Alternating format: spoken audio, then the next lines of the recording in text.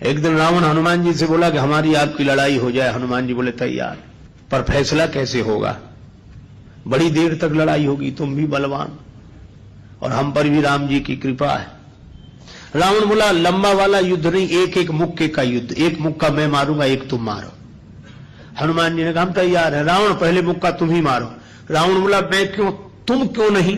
हनुमान जी बोले इसलिए कहीं हमने पहले मुक्का मार दिया तो पता नहीं तुम्हारी वारी आती भी है कि नहीं, तुम्हारी मन की मन में ही रह जाएगी, इसलिए पहले तुम ही। रावण ने पूरी शक्ति से मुक्के का प्रहार किया, पर तुलसीदास जी कहते हैं जान उठे कि कभी भूमि न गिरा। हनुमान जी घुटने के बल वीरासन में बैठे रहे, कुछ नहीं बिगड़ा।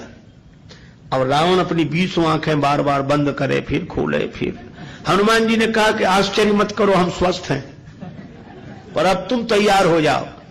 रावण बोला तैयार ही हैं और कर भी क्या सकते हैं।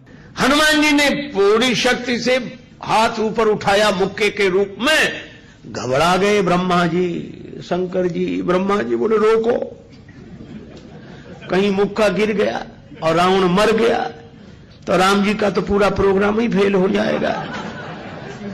उनकी रामायण पूरी होने दो, तुलसीदास जी की और लीला राम जी की पूरी होने दो। अब हनुमान जी हाथ नीचे करें, आवे ने ऊपर देखा तो ब्रह्मा जी हाथ जोड़े थे कि दया करो। हनुमान जी बोले तो थोड़ा सा स्वाद तो चखा देना चाहिए।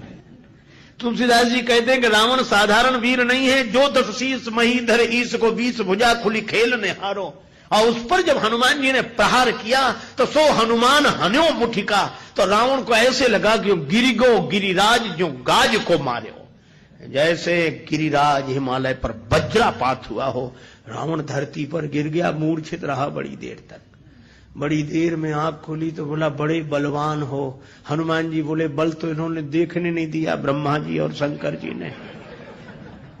बल तो तब होता जब तुम बताने के लिए बचते ही नहीं।